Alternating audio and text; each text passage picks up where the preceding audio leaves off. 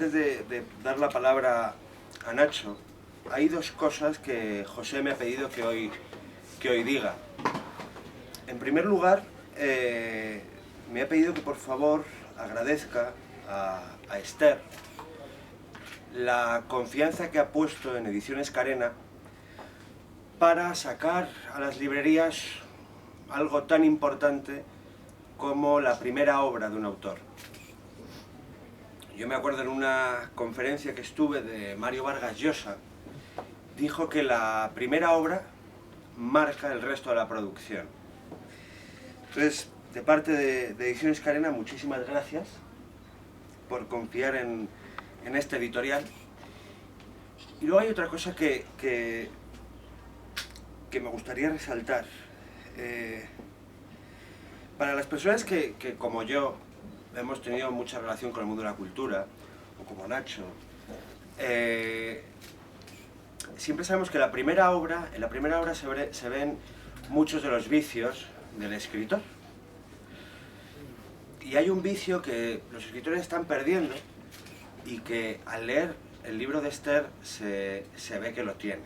Pero no es que lo tenga, es que el vicio la ha tomado y no la suelta, que es el vicio de leer.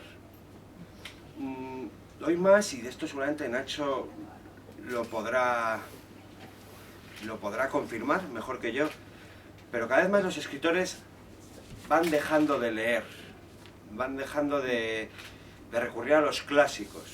Y en la obra de Esther se ve esa gran cultura literaria, y ese es curioso el bagaje que tiene a la hora de narrar una historia tan compleja y que tiene tantos resortes que hay que encajar como un reloj. Y ahí se ve que ha leído mucho. Si no, difícilmente se puede engrasar la maquinaria.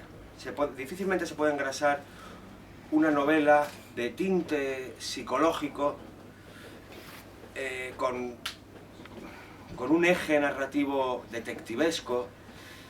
Son dos elementos muy difíciles. Y yo creo que Esther lo ha conseguido. Y yo creo que esta es la primera obra, y hoy estamos asistiendo a un momento importante, que es la presentación de la primera obra de la que seguro será una de las mejores escritoras que tengamos la posibilidad de leer en el futuro, empezando por esta primera novela. Así que muchísimas gracias, Esther, te deseo lo mejor con la novela, deseo que vendas todos los ejemplares que hay editados y que tengamos que hacer segundas y terceras ediciones, pero sobre todo, gracias por escribir. Es importante, al margen de las ventas, de tal, que siempre son importantes, pero es importante escribir, y por eso muchísimas gracias por hacerlo.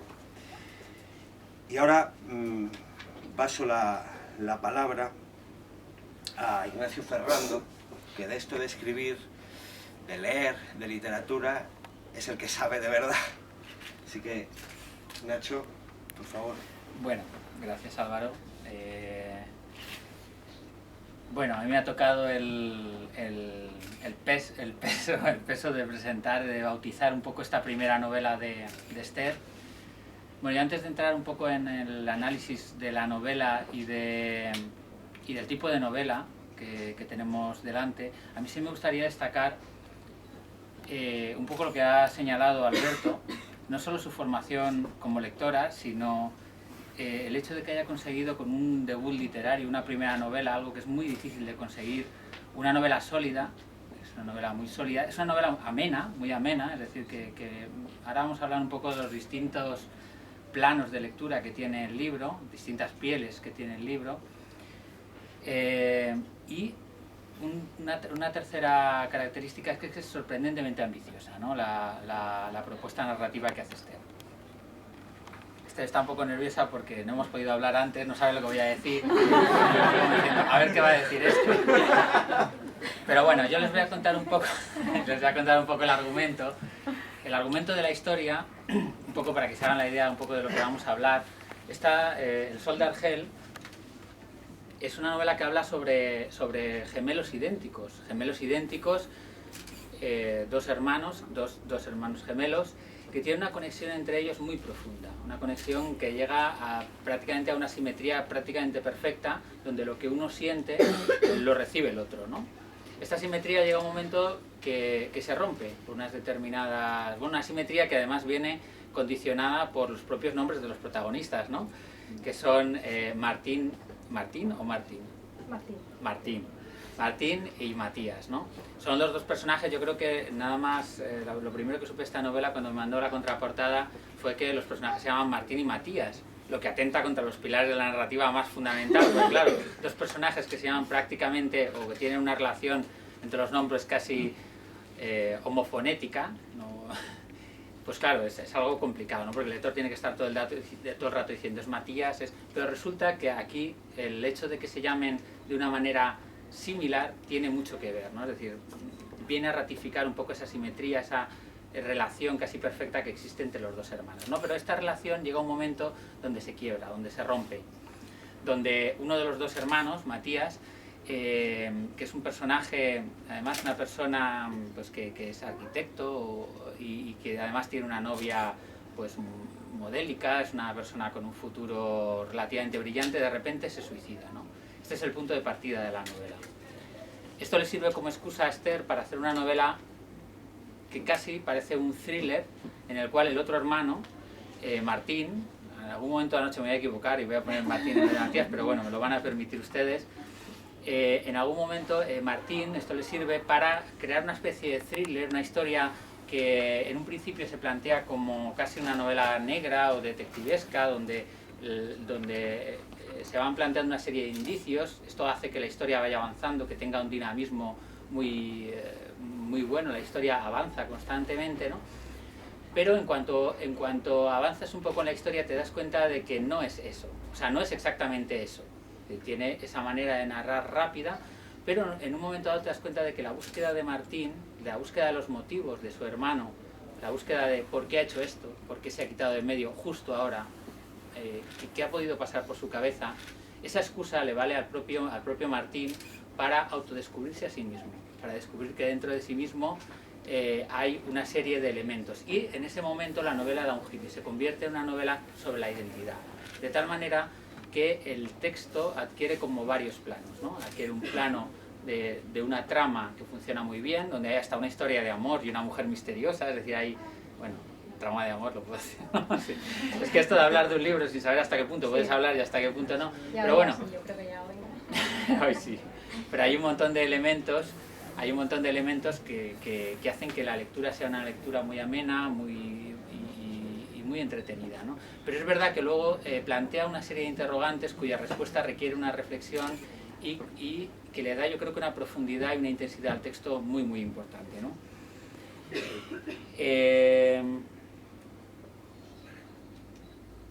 Bueno, Matías, que es el personaje sobre el cual se busca, es un personaje que está ausente, es un personaje sobre el que vamos sabiendo cada vez más cosas, ¿no?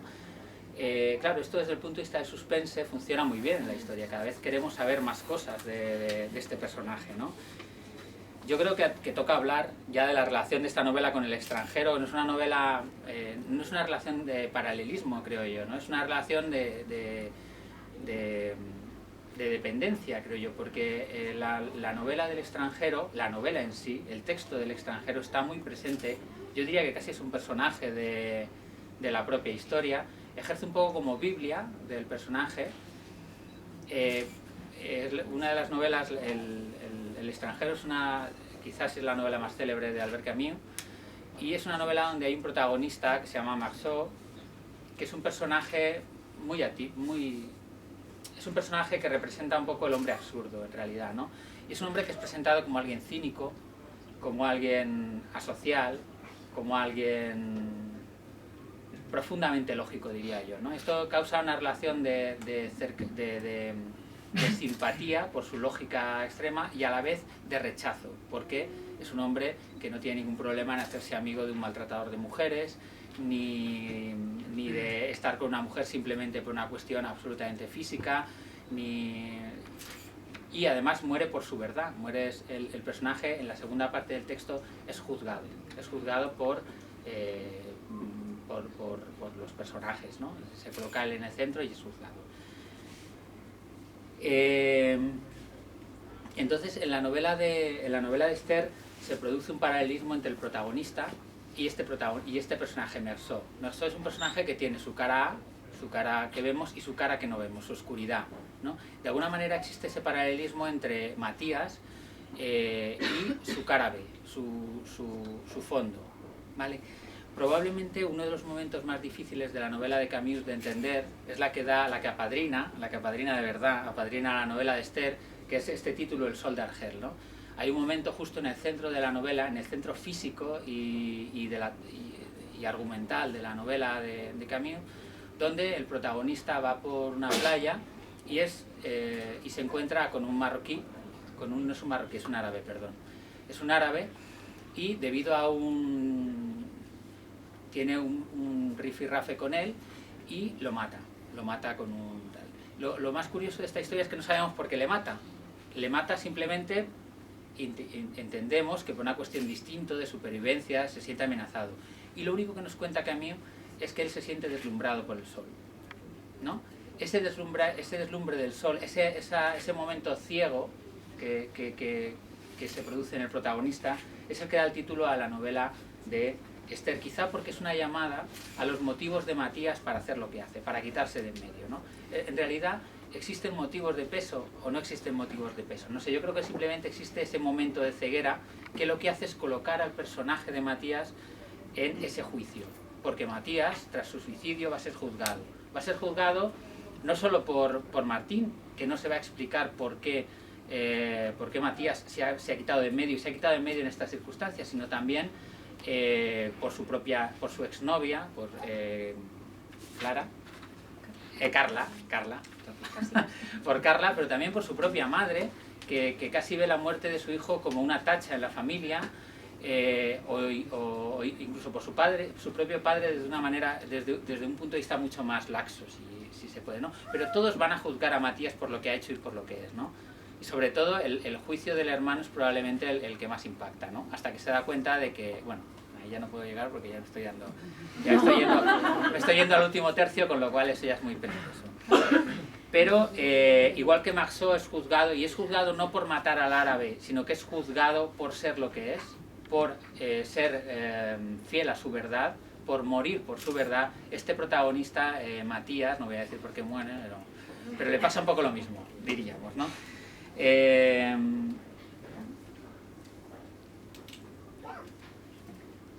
Vale, yo creo que también la muerte de Matías, yo creo que como la muerte de cualquier suicida, bueno, y aquí me voy a poner todas las comillas y voy a hablar desde la más profunda relatividad, en realidad lo que hay es una ostentación de la verdad, de su verdad. De alguna manera, Matías con su muerte lo que quiere decir es que los demás pueden estar equivocados y que a lo mejor yo no estoy tan equivocado al considerarme un extranjero de mí mismo. Como dice la novela, en algún momento la madre del protagonista dice que en algún momento todos llegamos a ser extranjeros de nosotros mismos, ¿no? Y yo creo que él con su muerte lo que quiere ratificar es un poco todo esto, ¿no? Ya les digo que todo esto que les estoy contando puede asustar bastante, porque veo como caras así de... pero en realidad la novela está tramada de una manera muy inteligente, soltando una serie de indicios donde el protagonista... yo creo que toda indagación sobre la identidad al final lleva implícito el viaje. Un viaje físico, es decir, es un personaje que se va moviendo, pues va hasta Barcelona, vuelve a Barcelona a Madrid, va a un hospital, tal... pero en realidad el que me importa a mí es el viaje emocional, el viaje del personaje hacia la oscuridad. De hecho, a mí la lectura que más me interesa de esta novela, y yo no sé hasta qué punto ha sido deliberado, esto es lo que deberíamos haber hablado antes de la presentación, no sé hasta qué punto es deliberada, es una lectura que he hecho yo pensando que no estamos ante dos personajes distintos, no estamos ante Martín y Matías, sino estamos ante el mismo personaje, la misma persona con dos caras, la luz y la oscuridad. El yin y el yang, ¿no? El yo y el ego y el alter ego, la sombra junguiana y el objeto que la proyecta, es decir, la cara A y la cara B, ¿no? De alguna manera la muerte de Matías, que representa esa oscuridad o esa sombra o ese ser que tanto nos atrae, ese ser tan violento, oscuro, tétrico, que nos atrae irremisiblemente, de alguna manera es la muerte de la oscuridad, mientras que la búsqueda de Martín representaría el camino desde la luz hacia la oscuridad, ¿no? ¿Vale? Este paralelismo de los dos hermanos, esta búsqueda del paralelismo en los dos hermanos, se va produciendo. Lo que no sabemos es si al final son tan iguales o no son tan iguales, ¿vale? Bueno, pero a mí me interesa mucho ese tipo de lectura. Yo creo que ese tipo de lectura está avalado por una serie de elementos dentro de la novela. Por ejemplo, el hecho hay una mujer misteriosa, pues además una mujer misteriosa cuyo nombre es M, y cuya identidad no tenía que haber hecho que era mujer, pero bueno, ya he dicho que es mujer. Bueno, el caso es que Sí, se ha hecho, en el resumen se comenta que es una mujer, así que es una mujer. Pero no sabemos qué mujer ni dónde sale. Bueno, pues esta es una mujer que se llama M, y yo creo que no es casual que se llame M, es decir, porque hay muchas partes de la historia donde la narradora insiste en decir que M puede ser M de Mercedes, M de María, en el sentido de que puede ser casi cualquier mujer, porque el papel de M es el papel redentor, ¿no? En realidad el protagonista llega a ese hospital, hasta ahí sí puede llegar porque es el hospital, pero llega a un lugar que para mí es como muy misterioso, porque es una especie de hospital que yo creo que existe, ¿no? Existe, ¿no? Bueno, bueno, pues está documentado, ¿vale? Pero es un hospital que es como un remanso de paz y de lentitud en mitad de la urbe, ¿no? Está como el movimiento alrededor, se ve que la ciudad alrededor, su tumulto, ¿no? Y luego de repente está como el hospital que tiene su jardín, donde está su jardín como asilvestrado, donde las hiedras crecen por allí, bueno, aquello parece... Y ahí vive esta extraña mujer, M, y yo creo que llegar a ese lugar es un poco como el protagonista llega a una especie de templo, pienso yo, ¿no? Es como a un lugar donde se encuentra esta mujer que ejerce un poco de virgen, de redentora, ¿no? Es decir, que la lectura, lo que quiero decir con todo esto, y un poco resumiendo todo lo que quiero decir, es que el libro remite a varias lecturas, remite a una lectura, a lo mejor una trama mucho más dinámica, mucho más móvil, mucho más... les hará pasar, pienso yo, varias tardes de lectura muy entretenida, pero también remite a otra lectura sobre la identidad personal de lo que somos o de lo que decimos que somos y no somos. Bueno, esto que parece un trabalenguas es algo que se entiende relativamente bien cuando se lee el libro. Y también está cargada, todo el texto está cargado de símbolos, ¿no? De símbolos y referencias literarias. Es decir, por ejemplo, el protagonista cuando llega a este hospital atraviesa, hay una verja, esa verja que parece como... Hay una fijación borgiana casi por la verja, pero atraviesa y entra como en el país de Alicia, en el país de las maravillas, ¿no? De alguna manera entra en otro mundo. Entra en otro mundo que es absolutamente real, que es hermético a lo exterior y donde puede pasar casi cualquier cosa, ¿no? Y de hecho pasa casi cualquier cosa allí. Pues hay referencias a Rebeca de Daphne du Maurier, ¿no? El personaje. Y hay referencias, incluso el propio estilo de la obra, el propio estilo, la manera en la que está escrita el texto, también es una manera muy inteligente de afrontar una historia como esta. Es una novela de corte psicológico y por lo tanto Esther ha utilizado una prosa envolvente, con frases largas, con frases cortas, un discurso amalgamado, lo que hace que te inmiscuyas, que entres muy dentro de la historia, que te conviertas por un segundo en Martín. Bueno, por un segundo, por unas cuantas horas en Martín, ¿no? Estás como muy dentro de la historia gracias a la prosa, ¿no? Incluso es muy gracioso porque tiene una gata que se llama la señorita Cora, el protagonista. Yo imagino que es un homenaje a Cortázar, no sé, porque es verdad que la prosa te remite mucho al modelo cortázariano de prosa, ¿no? Bueno, pero tiene esa intencionalidad de crear un mundo envolvente alrededor del lector, la tiene, ¿no? Yo creo que te sumerge en ese mundo y bueno, que todo esto forma un debut, yo creo, impresionante y que va a dar, yo creo que les va a entretener y les va a hacer pensar, que para mí es uno de los papeles fundamentales de la literatura, por más que estemos en tiempos difíciles para este tipo de literatura, pero estamos ante una obra que yo creo que les va a gustar mucho y que sobre todo, que creo que es lo más importante de todo, anuncia, yo creo, un poco lo que ha dicho Álvaro, ¿no? El despunte, el arranque de una autora que espero que sea que esto sea un primer paso hacia Esther Ginés como escritora, que ya es una realidad, ¿no? No sé, es que tengo como bastante rollo por aquí, pero no quiero tampoco... Bueno, sí, bueno, ya está. Has aplaudido, bien aplaudido. Esta ha sido una indirecta muy directa.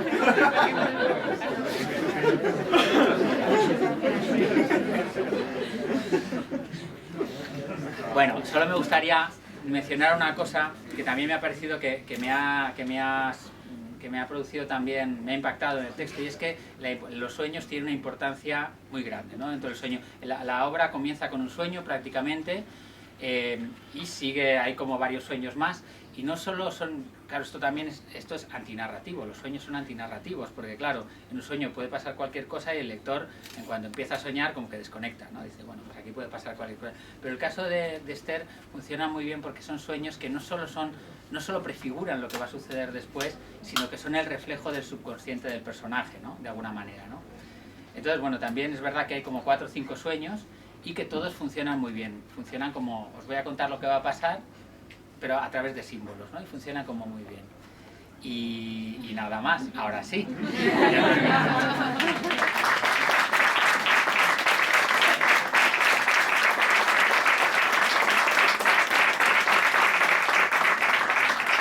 Esther, te toca el momento de... Yo, antes de ceder la palabra a Esther, hay una cosa, Esther y yo compartimos, como todos sabéis, ella es periodista y compartimos esa profesión.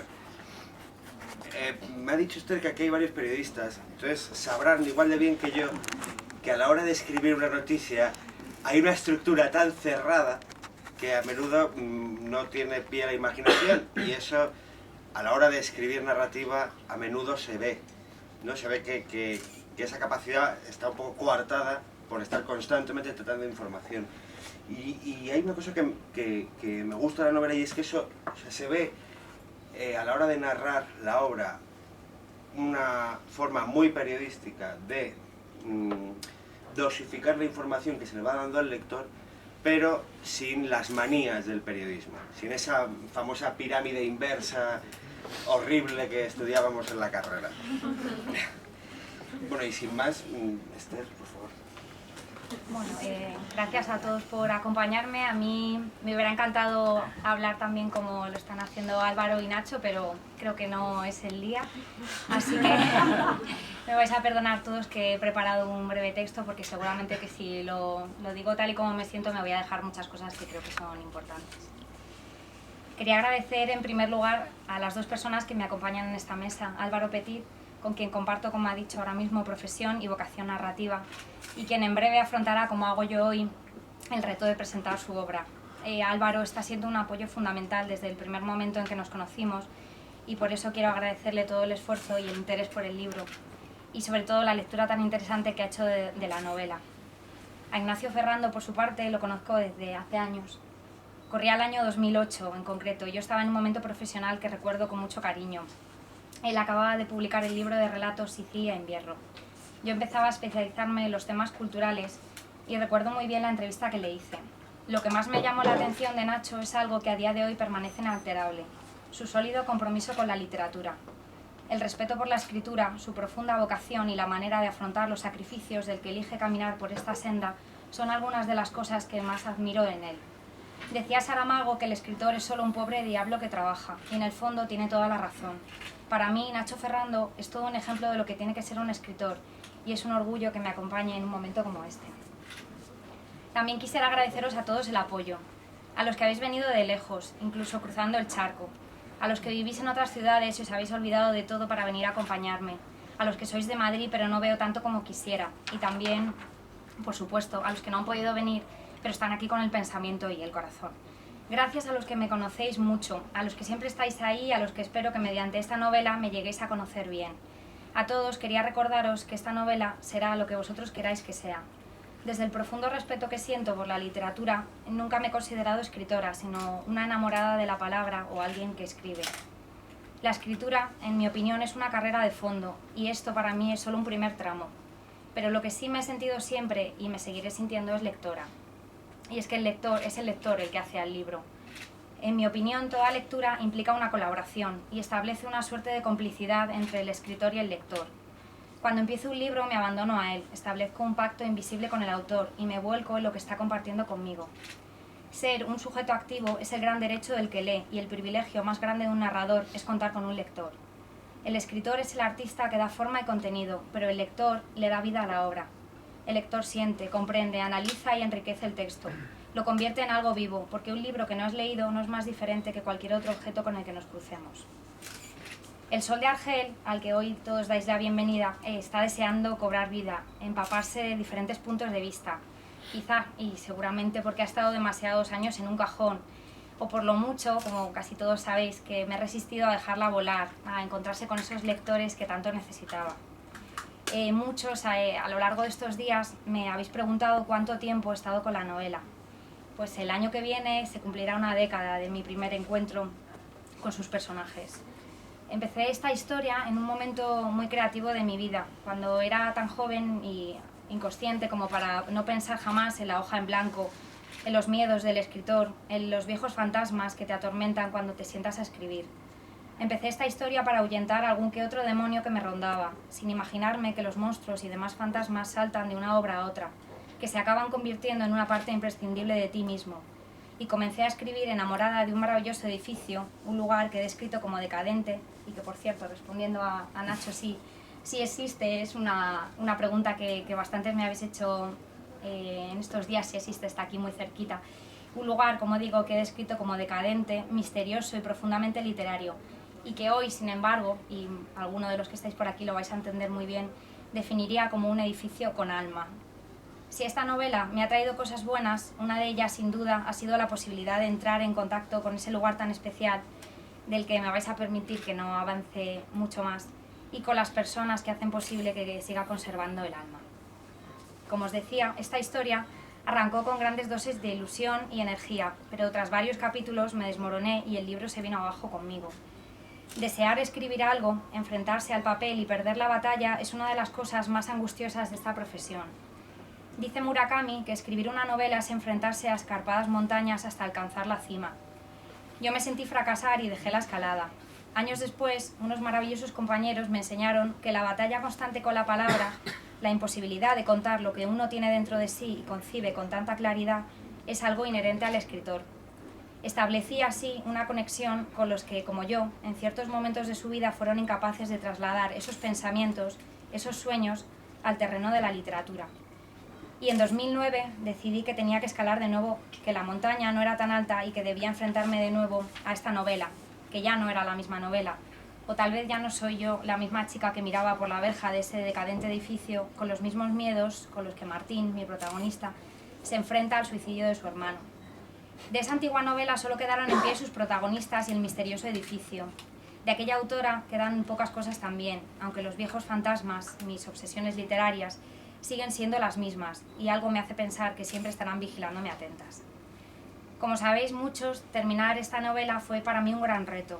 Un reto a mí misma principalmente, a mis barreras, a mi manera de decirme no cuando todavía nadie lo ha dicho.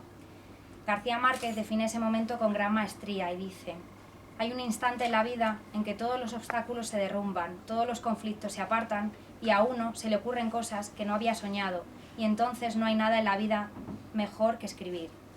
Así que yo quise seguir su consejo, dar un paso hacia adelante y confiar en esta historia. Que a través de mi confianza otros pudieran llegar a creer en ella, a emocionarse o tal vez, probablemente, a sentirse decepcionados, a cuestionarse lo que yo me he cuestionado. Quise, en definitiva, compartirla, hacerla vuestra, y por fin ha llegado ese momento. Espero que haya otras obras, pero esta historia, por todo lo que lleva detrás, siempre estará unida a mí de una manera muy especial. Dice Bioy Casares que el recuerdo que deja un libro a veces es más importante que el libro en sí. Seguramente para mí es totalmente cierto. Muchas gracias.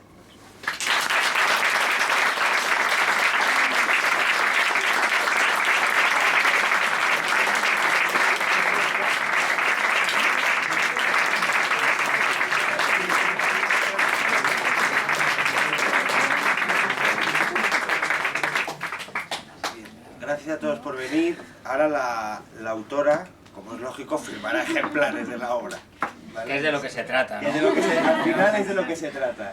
Hemos sido yo breves, le decía a hemos Esther sido- ahora mismo, tendríamos que haber hecho una presentación sin desmerecer a la Casa del Libro, que nos ha tratado muy bien, en el hospital. Sí, eso En el jardín Estamos del al lado de hospital. Stephen King, que casi es un poco... En el jardín del hospital. sí, la verdad es que sí. Bueno, muchas gracias a todos. Gracias. De nuevo.